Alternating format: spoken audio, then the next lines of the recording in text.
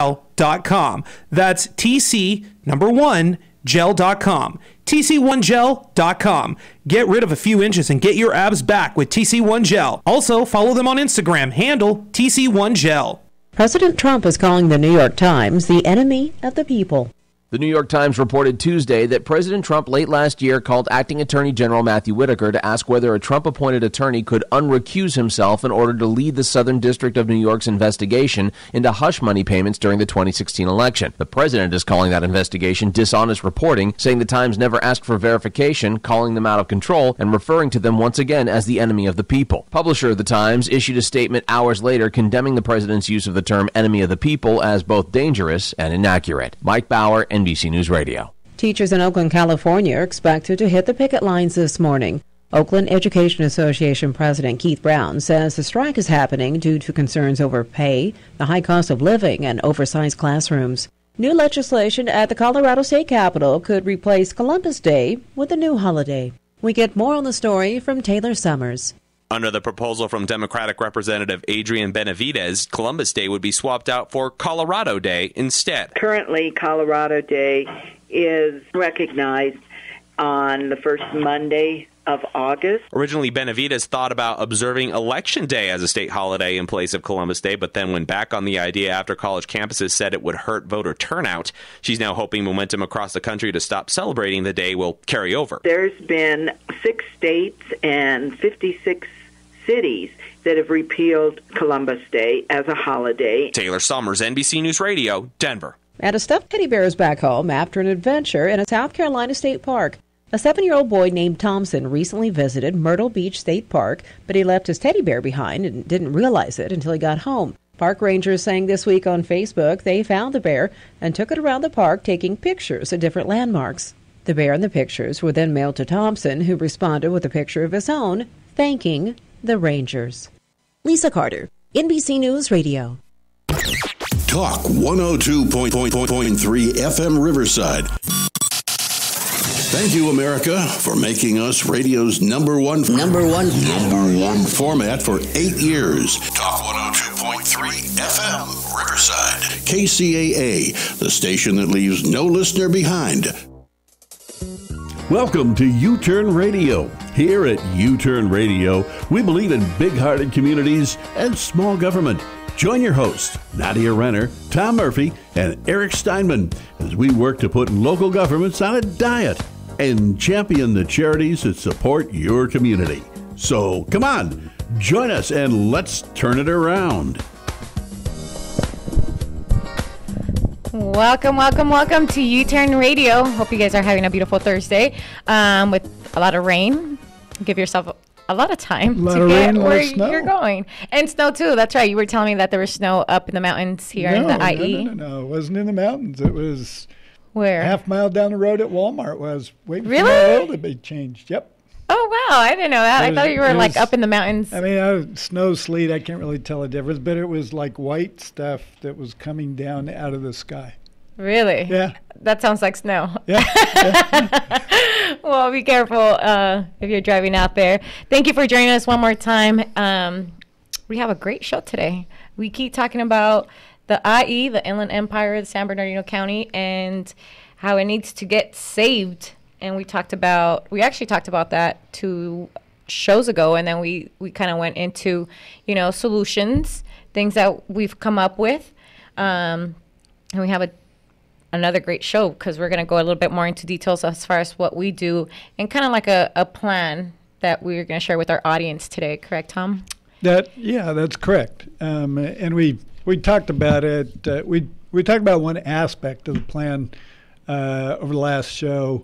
And we'll kind of review that maybe later on in this show. Okay. But we want to talk about some other things that we're doing to try to hit that mission of small government. We're big-hearted communities, small government.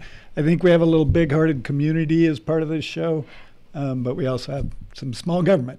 Absolutely. And part of the Big Hearted community is if you call in 909-792-5222, that's 909-792-5222. You call in and we get to spin for charity. That means we spin and whatever it lands on, it could be hundreds or thousands of dollars. we're going to go ahead and donate that money to your favorite charity working out here in the Inland Empire. We've given out to so many different charities, from Music Changing Lives, YAPS, Run for Ruth. I mean, we're really trying to cover all of them here in the IE as much as possible, at least. Right, and there's a reason why we do that. It's not, it's, again, our mission, big-hearted community, small government. We believe that if government views their role very limited in terms of what they do, that it will release, if you will, the big-hearted people within the Inland Empire, and those needs that government tends to want to take care of. I believe that there's a whole lot of energy out there that kind of stands back and says let the government take care of that. Where if the government isn't filling that role, then there's people, I think, leaning forward and willing to help. Civic organizations, churches, across the Inland Empire. Yeah, because I haven't lived. I think I have 2 years out here in the Inland Empire and learning about all these different charities out here. There's a little bit of everything, I gotta say. I can't remember the name of it. It's not coming to me. Pen and napkin, and pen. That's it. Pen and napkin. Yeah. Very good. They do. I thought that was really neat. They help people. They help with interior decoration for people that are moving into a new home, whether they came from being homeless or things like that. So, there's a lot of good people doing a lot of different things for the good, I should say. And the key there is that they're doing what interest or what they're called or what they feel like they want to serve towards. So they're, if you will, their labor, that this is what they own, is invested in what they're interested in. Absolutely. And that, if you ask me, is the key thing. Whereas, as government takes, funds via taxation, your money, our money, and redistributes it, we may or may not be interested in what that charitable work that the government is doing.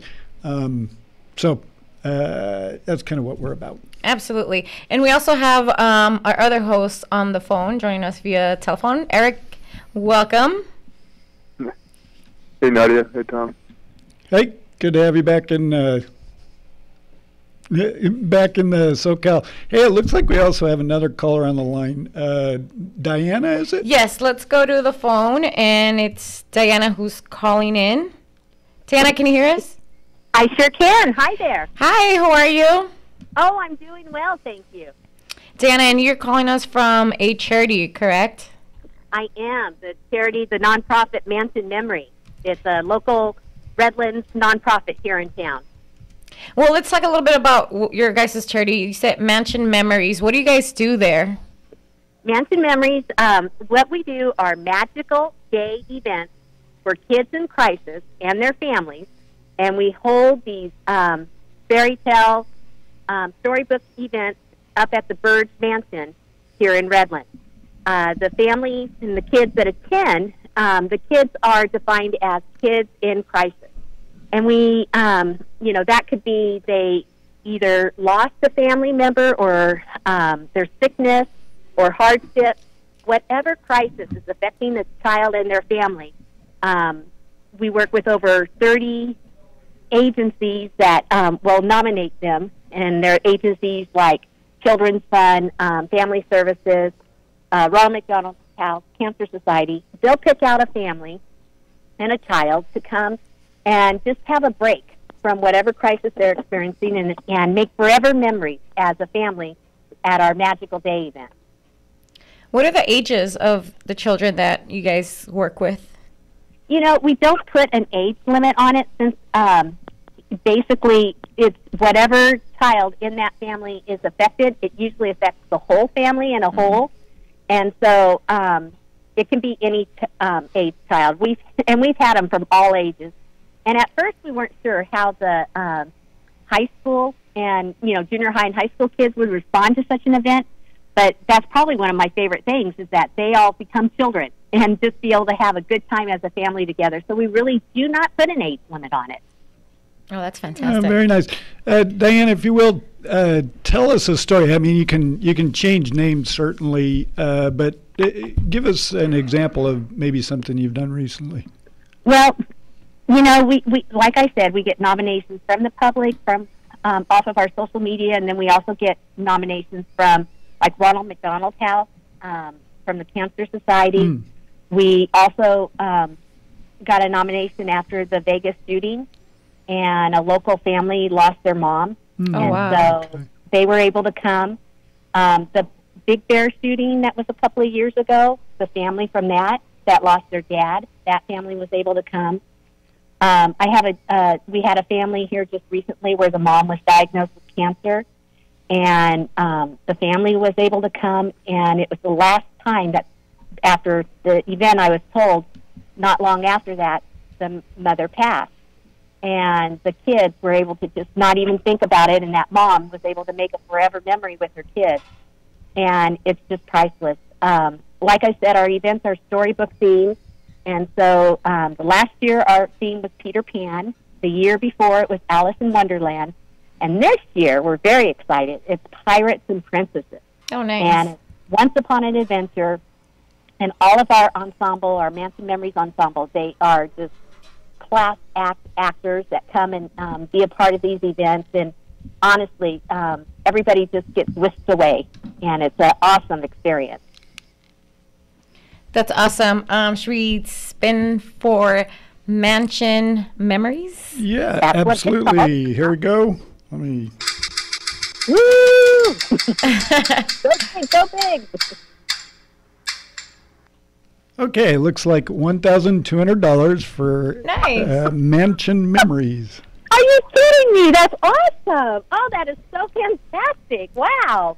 Congratulations, Diana. Thank you so much for sharing what you guys do and what you guys are doing. This is really cool.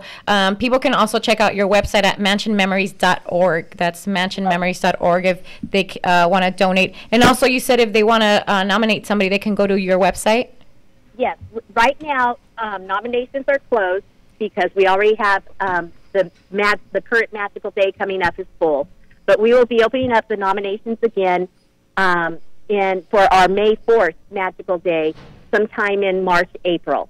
And this $1,200 is huge for us because every one of our guests that attend our events attend at no cost. And so we're one of those nonprofits that have to, rally and come up with creative fundraisers. And this is just such a blessing to be able to see this happen out of the blue today. I'm so thankful. And if anybody has an interest in volunteering or donating to Mansion Memories, they can contact me through our website. And God bless you. We appreciate it. This is such a blessing. Oh, thank you so much, Diana. That's really awesome that people can also go and volunteer, and that's great. Right, and Diana, we'll track you down tomorrow to get some of that information that we'll need to process that donation. Happy to do it. Okay. Oh, I'm just so thrilled. Thank you so very, very much. Thank you, Diana. Have a great day. Okay, you too. Thank you. Bye-bye. So just like Diana, you can also call in and we'll spin for charity, 909-792-5222, or you can be part of the show and give us any suggestions or any information that you might want to add to our show as we proceed. Right, and you don't have to be a part of a charity to call. You can just call in and comment on the show. Right. And we'll spin the wheel for you, and whichever charity is on your heart, then we'll go ahead and make that donation. Awesome. So let's just jump into how, I guess we can kind of say a little bit about how we started U-Turn, because it really comes from the Brandon Group, and then we can start from there to develop what we got going on, right? Yeah, So the last show we talked a little bit about an effort that we want to do here it'll be the 5th district of San Bernardino County, looking at maybe a different way to approach the elections for county supervisor. We'll talk about that maybe a little more later in the show, but we did want to communicate to our listeners that that's not just it. Right.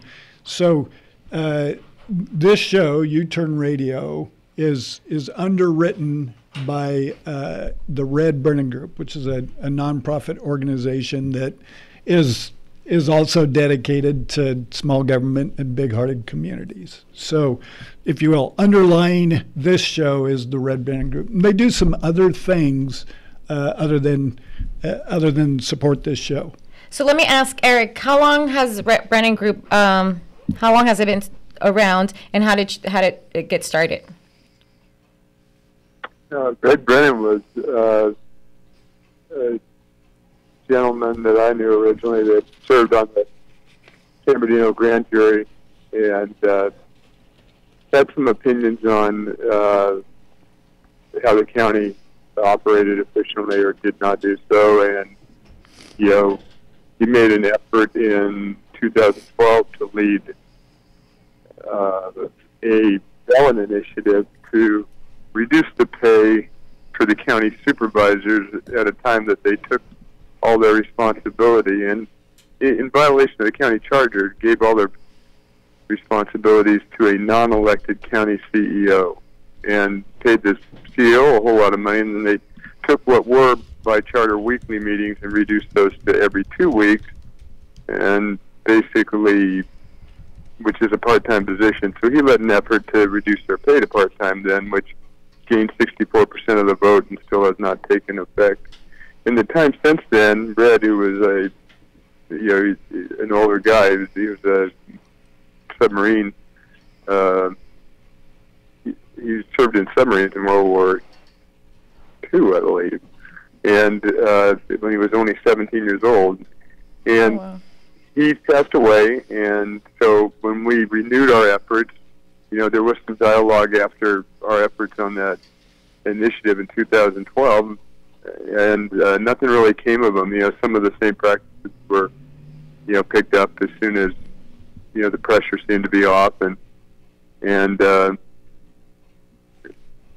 so we decided to put an effort forward to make some substantial change in the county, create an organization that would be around for the long haul to do that, and we named it after Red, and that's the origin of the Red Brennan Group. And Tom's been instrumental in that from the beginning, and we're just getting started on a long road, and our intent is to just keep making steps forward and gain a reputation as, which you have to do over time, as not having any special interests, but only trying to create a more efficient government.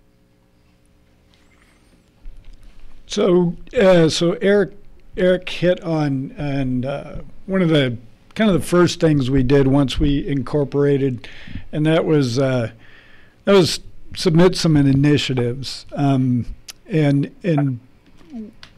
so that's one of the things we do, and as hopefully people understand, there's a few tools in every citizen's toolbox as it relates to government. There's the power of the vote, the initiative, the recall, and the referendum. An initiative is a way for citizens to get together and put something on the ballot, and if it's voted for, it changes, if you will, law or ordinance within either the city, the county, or at the state level. Right. So, and Tom, let me interject. So the initiative, the right to initiative, it's something that people never gave to anybody else. To start with, the people collectively had the power to do whatever they wanted, and then they formed a government, and they did a constitutional government where they gave that government specific,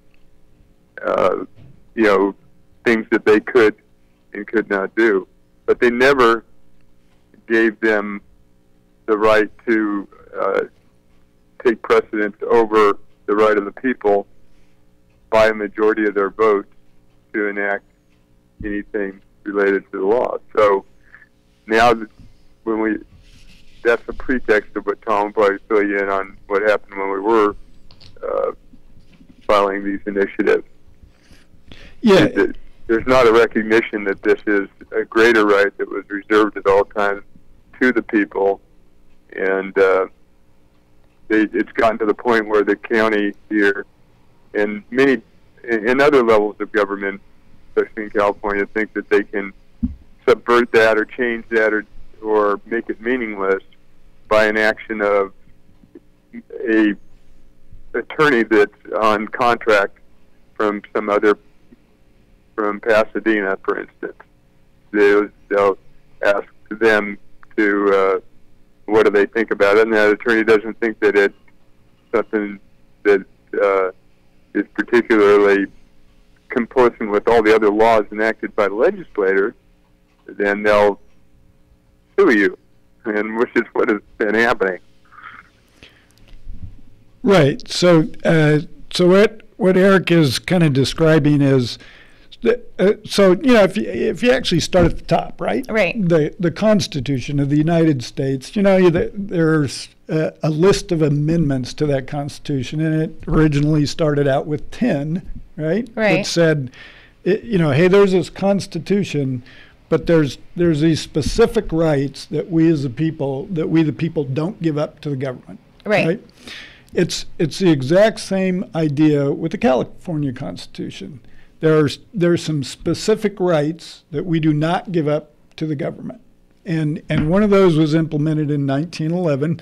I think the governor's name was Hiram Johnson. I'm not certain about that, but at the time, basically, the railroads were buying the government. Okay. And so what they put in place in the Constitution are these abilities: the right of initiative, referendum, and recall. And it was a way to give, if you will, the citizenry the opportunity when things got really ridiculous to go ahead and put an initiative in, and would change, if you will, state law, state constitution. And the California State Constitution says that that's our inherent right, in the same way that you have a right to free speech, right? Because by virtue of the fact that you're American, we as Californians have the right to put in an initiative by virtue of the fact that we're Californians. Okay, so what happened? We scroll out an initiative, and when you say we, the Red Brennan Group. Red Brennan Group, we submit it, and there's this whole process that you have to go through from, once you turn it in to once it actually goes on the ballot. Right. And then, obviously there's the voting process and then enacting the law. So there's a long process you go through. You can't even start on that process if you don't have a ballot title and summary. And who controls the ballot title and summary if you're doing it at the county level? Yeah, you have to go out and get signatures, and you have to have a ballot title, and the whole text of what they're going to vote on. You have to have that to put before people when you get their signature. You don't just say sign here, and they can't tell you. They have to be able to read what they're signing and supporting. So that's the starting point, and so the law says that. There's really no discretion involved there. You just have to give it to them. And then the people, they're the one that exercises discretion. If you can't go out and get 27,000 signatures at that time, which now has become 58,000 signatures, you don't go any further than going out and trying to get signatures. So the people are a gatekeeper, if you will, on any crazy initiative. And the role of the government is to give you to take the ballot summary and title that you suggest, look at it and say, does it fairly represent what you're doing? Or they can reword it in their own ways. And then that's what you go out to get signatures on. Now, can anybody do that process? As long as they're well, that's theoretically anyone can, but we're about to tell you pitfalls. I'm trying to do that process. Your basic requirements: you got to be 18, so you can be a registered voter and live within the county of San Bernardino. Those are basically it. So, so Eric used a term in there, gatekeeper, and he rightly said that the people are the gatekeeper, or certainly via the Constitution. Right. However, in San Bernardino County, the county council views that differently. Essentially, they believe they have a gatekeeping role. rather than just, okay, here's my initiative, okay, here's your ballot and title and summary within 15 days like California code requires, they feel like they have the ability to read it and decide if it's constitutional or not. And if they believe it's not constitutional, then what they do is they go to the judge and say, hey, judge, we don't think this is constitutional, so we don't think we should have to give a ballot, title, and summary. So that gets a little complicated because, I mean, you're not letting that person really have a fair shot. Well, actually, it's actually uncomplicated in my mind, but I've thought about these things for a while because you've substituted the authority of the government for the right of the people by doing that. So these initiatives we've said, some of the topics, see if these sound bad to you. Okay. Right. So we have the San Bernardino County Leadership Accountability Initiative. Does that sound bad? Not at all. Well, that one. Leaders, I mean. That one got thrown in the penalty box. How about the Fair Pay and Benefit Initiative? How about that one? No, that doesn't sound bad. That one. Everybody. That one ended up as part of a suit also. So these are, to clear up, these are the initiatives that you guys submitted. Right. Yeah. Okay. So we submitted. It's not just to show you. This is not nefarious stuff. This is stuff that we felt that the citizens should have the ability to vote on and give their opinion on whether this would improve the government efficiency in San Bernardino County, and there's two ways that can happen. One is the supervisors they can put anything on the ballot if they get a majority of the supervisors to sign for it and let the people vote on it. But the supervisors have never done that except for this proposition that I discussed earlier, where the supervisor's pay was going to be reduced to part-time when they reduced their work to part-time. Then they quickly banded together and put their own initiative on the ballot, put it on the ballot right above the initiative that we went out and got 30,000, 40,000 signatures on, and they gave it a misleading title and called it transparency, so that everybody thought they were voting for transparency and a pay cut, and both of them passed by a lot, but because theirs was right above ours, theirs got a little more votes, like 1% more votes than the pay cut, and that canceled it out. They didn't put anything on the ballot and said vote for one or the other because one is going to cancel out the other. If ours got more votes, it would cancel theirs. Theirs got more votes, it canceled ours. But they didn't tell anybody that. They made it deliberately deceiving. So you have a situation where the supervisors can put something on the ballot or the people can put something on the ballot. But the supervisors lately have only been interested in keeping people from voting on matters, as you saw in this FP5 action, which we're heavily involved in. Right, so let's do this. Why don't we share some of the initiatives that you guys submitted? Okay. And then we'll go to a commercial break, and then we'll come back with the other stuff that we do, like Eric mentioned, the FP5, which is one that's currently in the works, right? Right. Okay, so I'm just going to rattle off some of the titles that were punted into this non-constitutional penalty box by county council. So you had the initiative to ensure an adequate number of sheriff patrol officers. Okay, so that's like to kind of have control of how many officers are. Basically, what it was, the idea here was, we believe in small government, but we believe one of the core functions of government should be, public protection, public safety, and particularly protect your stuff and your person.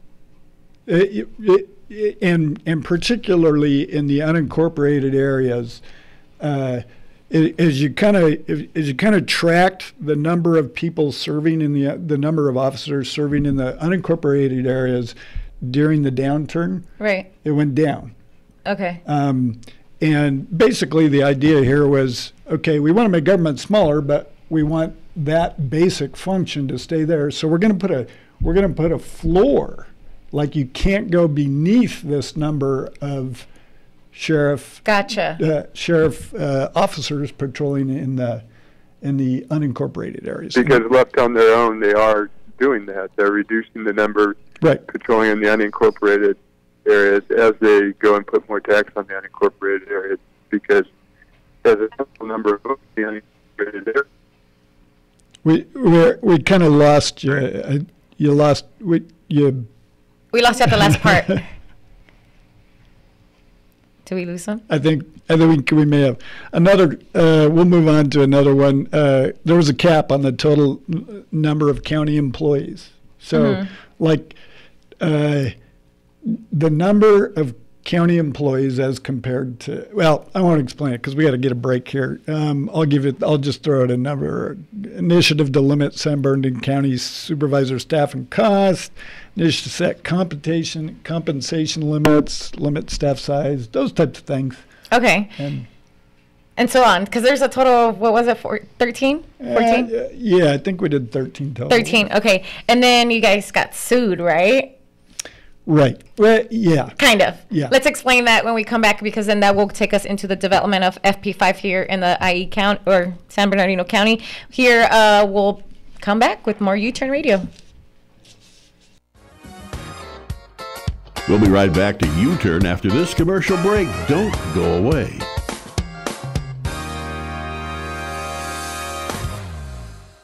Meet a friend, fall in love, save a life. Yucaipa Animal Placement Society is a nonprofit pet rescue facility for cats and dogs. Come and meet the wonderful homeless pets and be the person that makes all the difference to a pet in need. For more info, call 909-790-1440 or visit their website, yaps.org. That's yaps.org.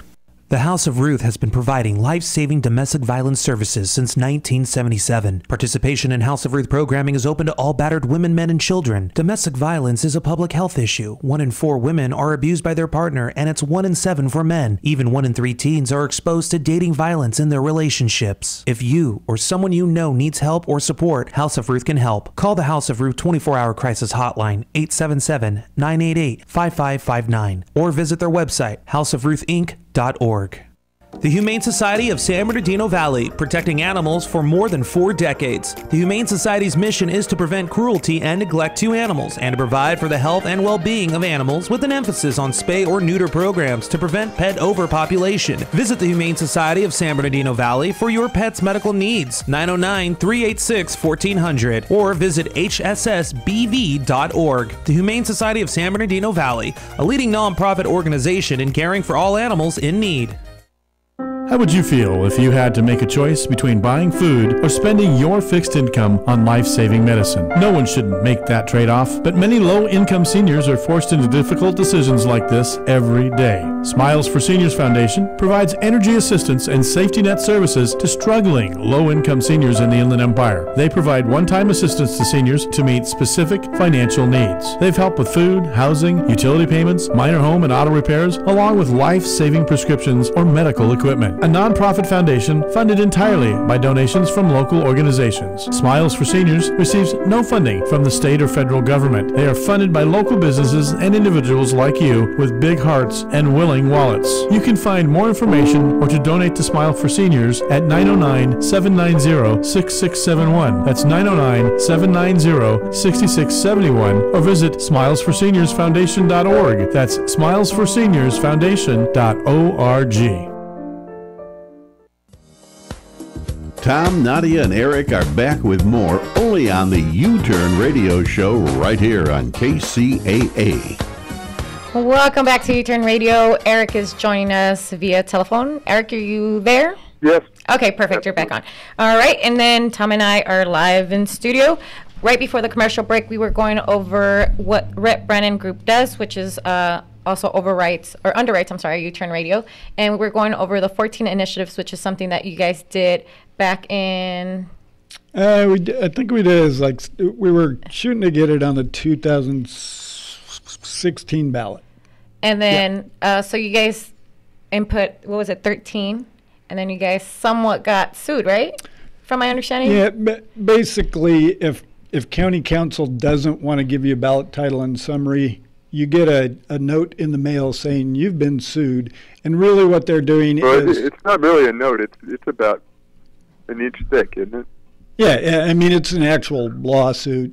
A note is shorthand for, it's an actual lawsuit. And I guess a key thing is that the proponent of this initial initiative is a hardworking young man, and he agreed that he would support it. So he was the proponent, and he's doing his civic duty, trying to get engaged, and he gets a note, a stack in the mail saying you've been sued. That's really intimidating. Absolutely. In fact, it was not. There were 3 people that signed as proponents. One was kind of a guy who's like, I want to fight. This was the second guy was kind of like, wow, I didn't expect that. Right. And then the third guy was like, I don't want anything to do with this, and he kind of withdrew his name. It's intimidating, right? Of course. To get you've been sued. Essentially, what the county does at that point is they go to the judge, because they recognize they have a legal duty to provide. It's actually called a ministerial duty to provide a ballot title and summary. They know if they just decide, I'm not going to do it, they're breaking their California law. So they go to the judge and say, hey, judge, we don't think we should have to do this because we think these are unconstitutional. And if the judge says yes, then your initiative never sees the light of day. And that's it. But the effect of going to the judge means your initiative never sees the light of day for what looks like 3 years now, still waiting for the judge to give a determination on that matter. They tie it all up in the court process so that if you're trying to get something on the 2016 ballot, you might not be able, even if the judge rules in your favor, you might not be able to get it on the 2020 ballot. Well, and Eric, that's true if you have the ability and the resources to challenge, if you will, the county in court. I know of someone that submitted an initiative to the county. The county didn't like it, and that initiative never saw the light of day, and the organization had no ability, if you will, to pursue it in court. So one of the things the Red Brennan group has done is we don't think that's right. So our underwriter is interested in that, and they have invested funds to hire an in-house attorney to challenge the county at this on this issue. So the only reason it's in court and has been for 3 years, like Eric says, is because the resources were there and invested to try to fight that.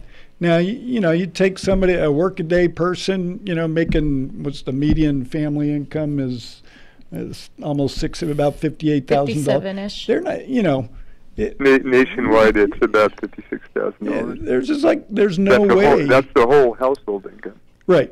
There's no way that household is going to have the resources if they submit an initiative. Right.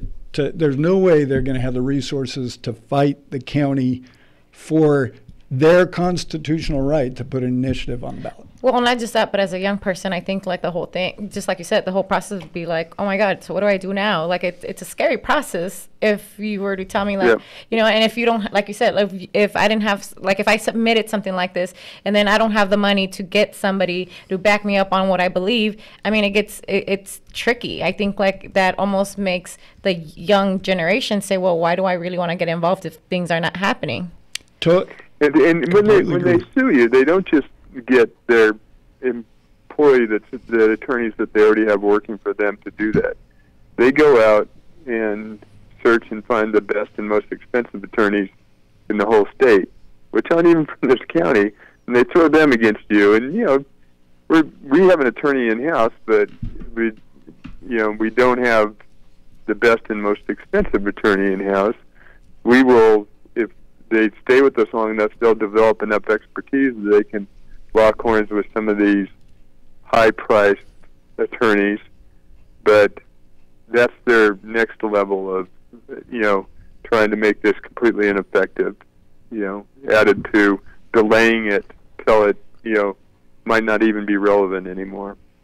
But Tom, let's talk about the other initiatives so we get them out of there. And on the police one, I'd like to point out that at the time they were actually cutting the number of service people in the unincorporated areas, they were increasing their police budget overall approximately. Am I completely out of bounds to say double? It's been a long time since I looked at it. Might have been more than that, but it's huge increases in their budget while they're cutting the number of actual people patrolling, at least in the unincorporated areas. And they weren't raising the number of people patrolling in the incorporated areas much. It was just an increasing inefficiency in how they spend their money. So, and to give you an idea of that, we were told by one of the supervisors that in order to put a police man or woman on the street, they have to invest $500,000 in training that person initially, which is absurd given that oftentimes after they've trained them higher, and there's nothing to stop that person from going to work somewhere else, and other cities and jurisdictions around the state know that, and they'll let San Bernardino County train up somebody and then they go hire them away. So they need to do something about that. It's hugely inefficient, and we can't dictate to them how they do that, but we can dictate to them that as the citizens that we want at least a minimum level of law enforcement in certain areas of the county that they're reducing that at, and they thought that that is something that the citizens did not have the right to vote on. To your point on the cost of training an officer, you would think that as part of the sign on the dotted line paperwork, it would be okay. Once you pass, we expect 4 or 5 years of service. Some type of a contract. Yeah. You can do that by having them go to a training class, just like people go to college and they incur debt, and then say, look, as long as you're here for 5 years, we will pay off all your debt on it. But if you leave, you take that debt with you, and then the county's not taking it in the shorts for that stuff as they currently are. It's not that complicated to figure out how to put in place effective policies to deal with it. And you said that's $500,000 per officer, upcoming officer? That's a lot of money. That is what we were told by one of the supervisors. That's a lot of money. Where do let's share 2 more initiatives, and then where does this stand in general overall right now? Let's see. Right now we have 2 cases winding their way through the courts. One is at the 4th Circuit Court of Appeals, and then another remains in, if you will, the Superior Court. And essentially the Red Brennan Group's lawsuits are there essentially to try to get either one of 2 things. One would be our position would be California Constitution is clear here. Right. That there should just be a ballot title and summary given within 15 days, and then we're off to gather our signatures. And if the people think it's a dumb idea, it'll never make it on the ballot. If they think it's a good idea, it'll make it on the ballot. Will everybody vote on it? Maybe, maybe not. Once it's voted on, if it's unconstitutional, or if there are parts of it that are unconstitutional, that can be challenged in court. And that has been the process, if you will, that the California Supreme Court has supported since 1911. Yeah. But our San Bernardino County, for some reason, views it differently. Right. Which now I want to go into, before we run out of time, the FP5, which is the most current one that the Red Brennan Group is working with. And that just happened not too long ago, where they pretty much said it's going to be a fee. They call it a fee, right, of $157 a year? No, it's a special tax. Oh, a special tax. They've called it different things at different times, but currently they're calling it a special tax.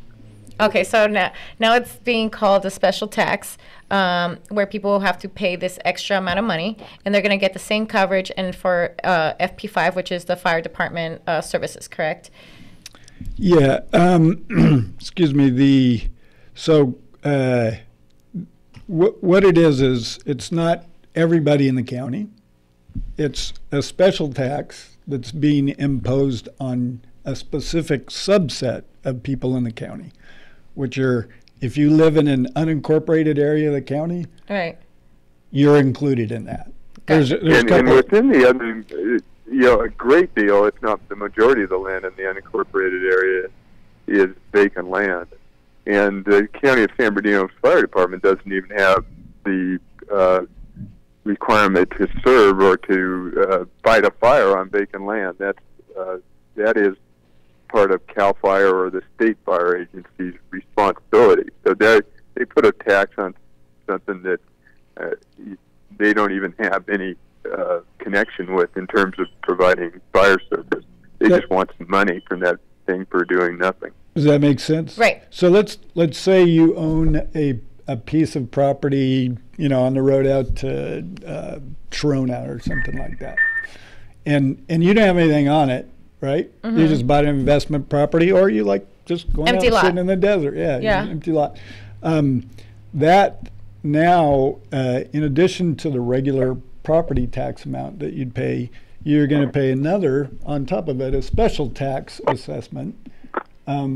So that county fire can cover this hole in their budget, and they don't because it's vacant land. There's no structures on it. That if your land is burning, it's not going to be county fire that's going there. It's I think it's CAL FIRE, or it's another organization that's going to. So you're and Tom, when you say they have a hole in their budget, they don't have a hole in their budget in the unincorporated areas. They have a problem in their budget in the incorporated areas. Is that correct? Yeah, absolutely. But they're putting the tax on the unincorporated areas. Yeah, since 2000. They're putting the tax on the unincorporated areas where they don't even provide service, but in the incorporated areas where they do provide service, and in their administration budget, they've increased their costs substantially. And in order to cover that, they've gone to who's the easiest people that we can put this tax on, was the only way you can explain it. That's so crazy. And we've covered FP5 and the whole process. You can go to uturnradio.com to listen to those shows, because from there, there was a whole, they sent out letters, and they also had a supervisor meeting that we attended, and a lot of people also showed up for that. And I just talked about how some of the letters they didn't get. Some couldn't. Some said if you want to vote for it, you have to go online, and that's an issue itself, because not everybody knows how to use the program or download the. Well, no, they didn't give anyone the right to vote. They gave the people the right. 25% of the people they sent these things to, which were like that junk mail that you get that most people throw away. Right. They send it to everybody. If 25% of the people who got that complained, then they would let people vote on it. They didn't send anybody the ability to vote on it. They just said if you write a protest, but in order to do the protest, you had to go online, download a form, you had to have specific software to do it.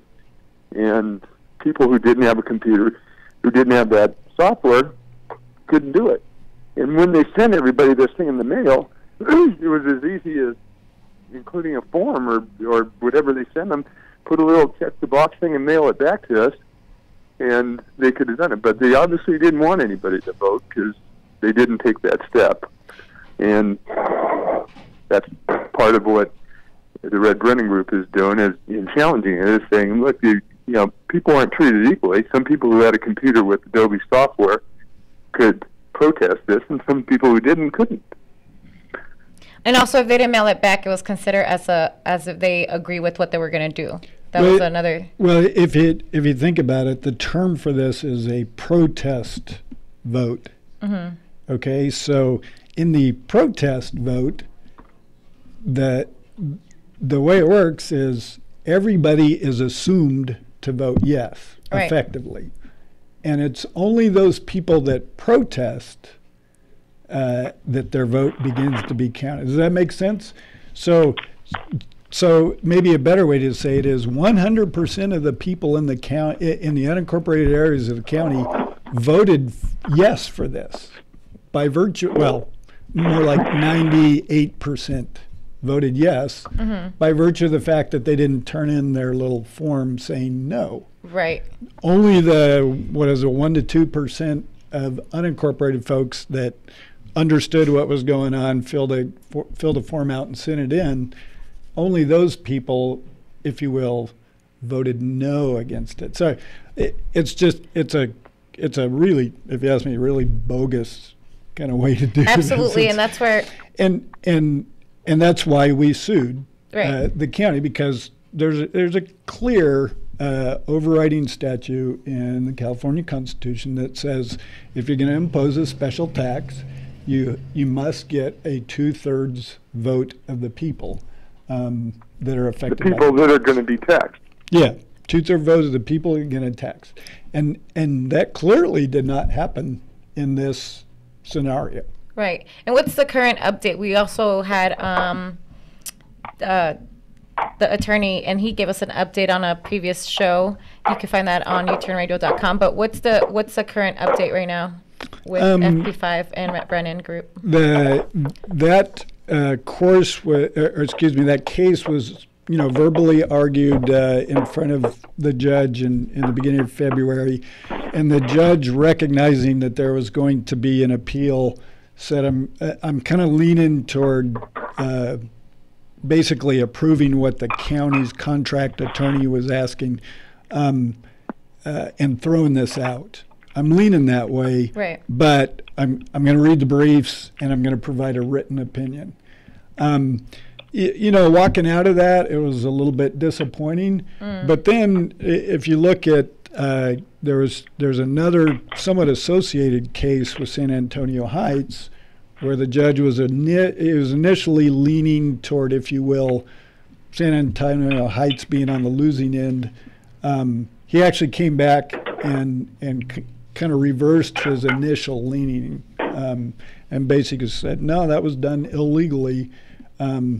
So that the point is, we hope that when the judge sits down and reads the Red Bering Group's brief and compares it to the county's brief, that he will see that at least in my mind, it's absolutely clear where the ruling should lie on this. Right, absolutely. And it should be, yes, this should. Well, and on the San Antonio Heights thing, Don, I mean, people clearly don't want this to happen. Now the judge has said what they're doing is illegal, but does that mean the county stops and says, okay, we're not going to tax you? They're instead trying to shoehorn them in on the FP5 thing now. Oh, and that's what will happen on the FP5 thing. If it stopped there, they're going to come and try something else. It's just they got endless resources to keep doing. Yeah, exactly. And my read on the situation is that the county anticipated this, back when they were writing the ordinance for FP5, because there's a little paragraph in there where they say, by the way, and this is my interpretation, by the way, there's this legal action in San Antonio Heights, and however that turns out, San Antonio Heights is included in FP5. So, again, I don't know that I'm reading the legal leaves or decisions correctly, but it looked to me like the good folks in San Antonio Heights who invested their effort to fight this essentially have won a 2-year reprieve. Mm-hmm. So they'll get 2 years of back special taxes, which is probably equal. They won the right to fight the county and all their high-priced attorneys again. That's what they got. Yeah, exactly. But they just took a different approach at them to do the same thing. Right. And from what we learned last show, there's 3 supervisors that out of the 5, there's 3 supervisors that voted for FP5. So something that we also mentioned last show is, we intend to look for somebody that can run for supervisor and kind of have different a different way of thinking and more for the people rather than what we've learned. It maybe looks like, instead of looking for ways to impress everybody, stop people from and impose taxes and fees on everybody and stop them from voting. We look for ways to maybe save some money in the county's budget by better management, and save enough money that they can actually invest in the county and create opportunities for everybody. Someone with a plus attitude is, and the two supervisors that voted against FP5 are realizing they have largely unincorporated districts. And they're going to get increasingly pushed into a minority where, the county in general is trying to stick their constituents for money. So I think if we get one more to join them, there's an opportunity to have some significant change and positive change in the county. Absolutely. So that's why we wanted to review the plan, but also talk about, the different things that the Rhett Brannon Group does. So we kind of show that we're also doing something about it rather than just talking about it. It's about taking action. Right. And so just as a review, we're submitting initiatives. We're hiring attorneys. We do this show, U-Turn Radio. And we provide, from the show, we provide charitable organization support. I think last count, before the call today was $21,470. So that's another $1,200 up on that. So that's some of the things that the Red Brannon Group and U-Turn Radio is busy in the county. Again, try to get this message of small government and big-hearted communities across. Absolutely. And for more U-Turn, go to uturnradio.com. You can also contact us at info@uturnradio.com if you want to get a hold of us and reach out to us. If you didn't get a chance to call, don't want to call, but you can also reach us via email, info@uturnradio.com. That wraps it up for us. Thank you, Eric. Thank you, Tom. Till next Thursday at 3 o'clock. We want more rain.